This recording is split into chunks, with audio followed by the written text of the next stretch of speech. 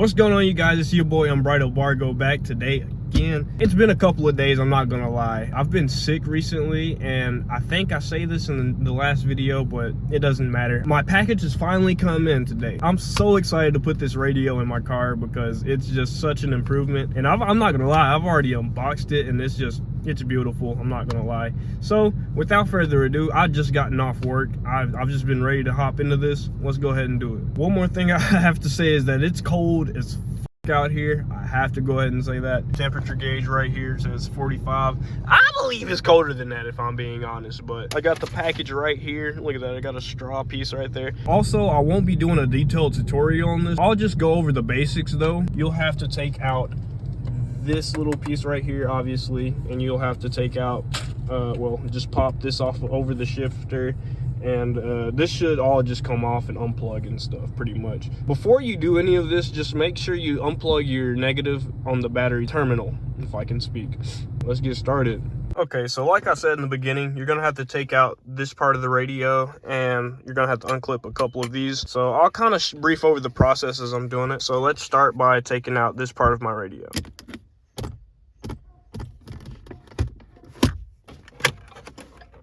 Oops.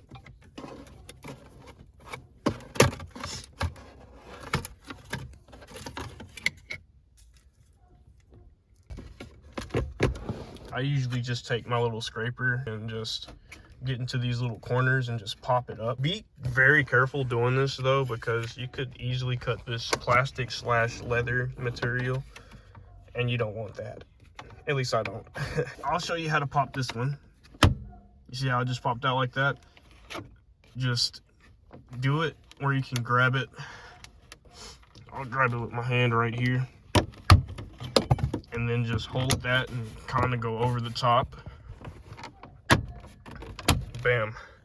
Now I can pretty much remove this, and there's going to be some bolts at the bottom. Like I started earlier, you can just pop this out. I usually just take the cup holder sleeve at the top and just pop it from the bottom here, pop it on this side, and then all right. So another thing, be careful, because you got a plug right here for your trunk button and everything. Just take it, squeeze on both sides like this, pull that, and make sure you get that bezel and everything off, and it should just slide right out. If you have an automatic, you might have to put it in gear. Well, turn it on and put it in gear or something. But do that, slide that baby off, and now you get a good look at how dirty the previous owners had my car.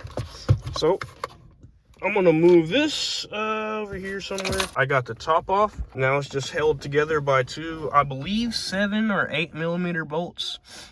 So there's one there and there's one there. So I'm gonna go ahead and get those off, and I'll be right back. It is a 7 millimeter bolt. Yeah, 7 millimeter. I believe this is a metric. So let's go ahead and get them off.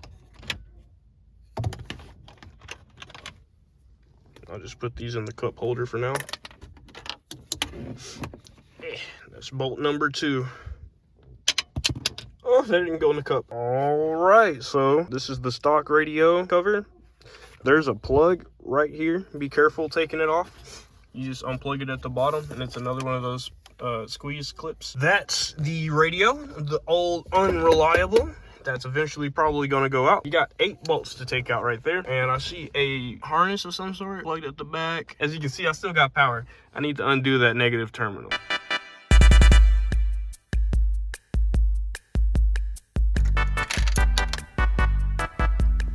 Oh, that's not good.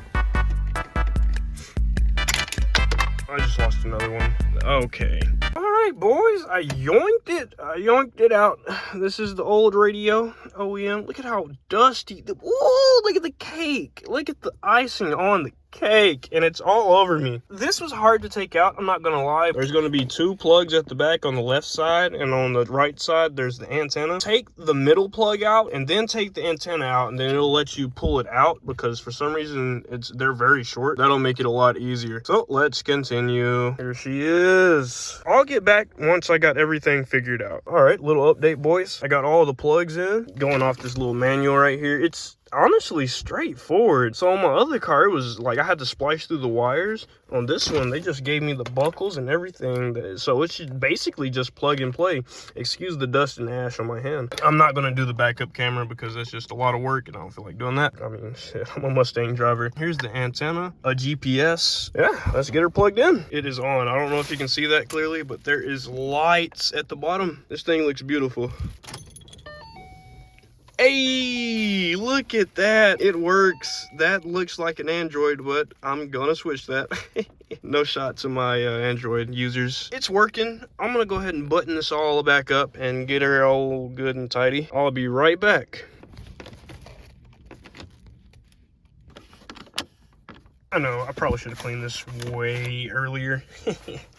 Also, notice it is a little lighter gray than this material, but to be honest, it looks cleaner. It's probably not going to matter anyway because I'm going to go ahead and get the carbon fiber pieces, so I think it's going to look cool in the end.